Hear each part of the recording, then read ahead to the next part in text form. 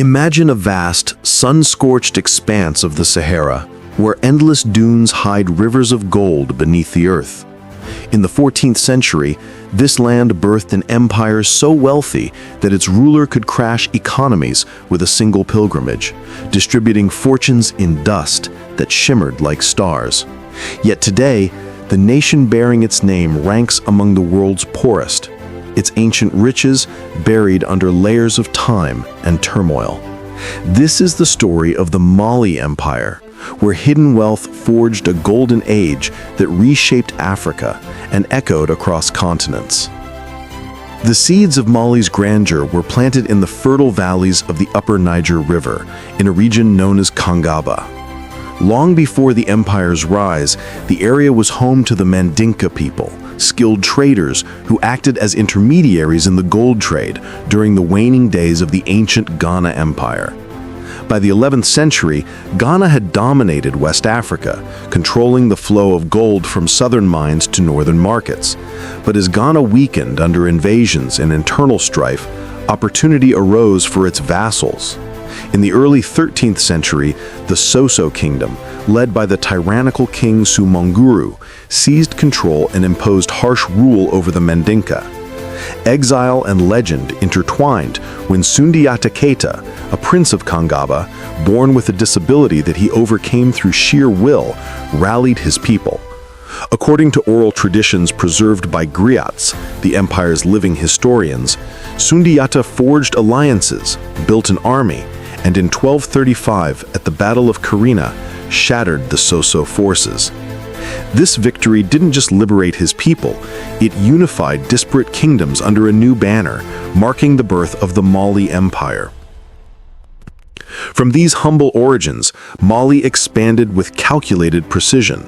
Sundiata, now titled Mansa, meaning King of Kings, secured the gold-rich lands of Bambouk and Bure to the south while pushing northward along the Niger River. He established Niani as the capital, a bustling hub where trade routes converged. The empire's growth accelerated under his successors, who inherited a system blending military might with economic savvy.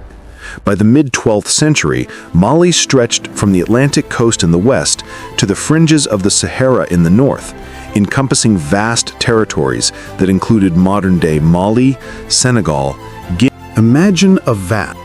Agriculture formed the backbone. Farmers cultivated millet, sorghum, and rice in the river floodplains, while herders managed cattle across the savannas. But it was the trans-Saharan trade that elevated Mali from regional power to global influencer. Caravans of camels, laden with salt from northern mines like Tagaza, traversed the desert to exchange for gold, ivory, and kola nuts from the south. Mali's strategic position allowed it to tax these exchanges, amassing wealth that funded grand armies and opulent courts.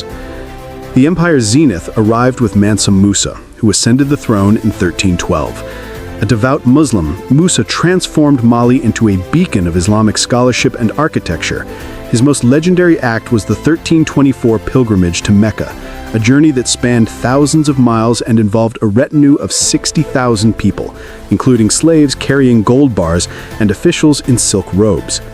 As the caravan passed through Cairo, Musa distributed so much gold, estimates suggest up to 18 tons, that the metal's value plummeted in Egypt for over a decade.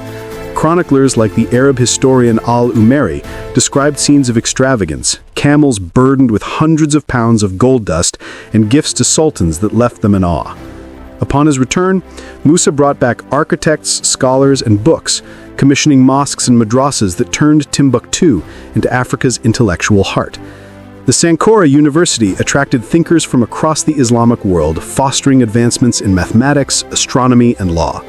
Under Musa, Mali's borders expanded eastward to the Hausa lands and westward to the Tukulor peoples, creating a multilingual realm where Mandinka customs blended with local traditions. Yet beneath this glittering facade lay the intricate mechanisms that sustained Mali's power.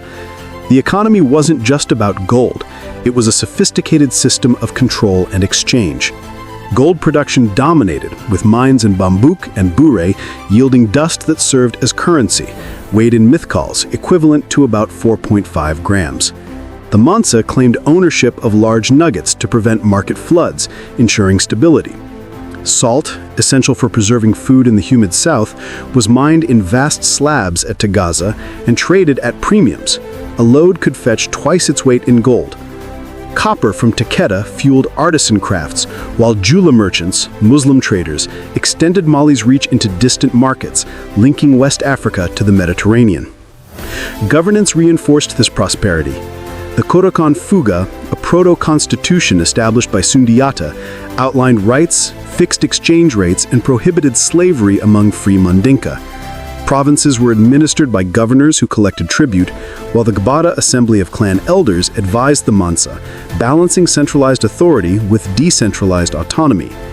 Military prowess, with cavalry and archers, protected trade routes from bandits and rivals, turning economic dominance into geopolitical leverage. As the 14th century waned, cracks emerged in this golden edifice. Musa's successors faced shorter reigns plagued with intrigue and coups.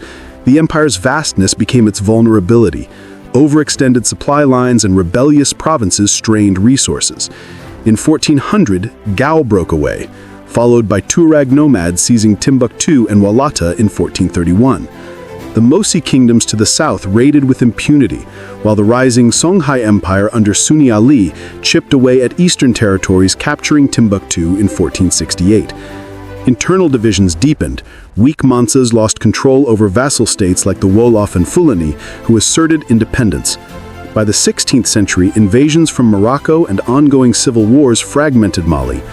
The decisive blow came in 1599 at the Battle of Jenne, where Songhai forces, aided by local betrayals, defeated the last major Kaita army. The empire dissolved into successor states, its core retreating to Kongaba, where the Kaita dynasty lingered in obscurity. In the shadow of this ancient splendor, modern echoes persist. Today's Republic of Mali, named after the empire, grapples with the irony of its heritage. Gold remains a cornerstone. Mali is Africa's third largest producer, exporting billions annually from mines that trace back to Bambouk's veins. Yet this wealth often benefits foreign corporations more than locals, fueling conflicts with artisan miners and jihadist groups in the north.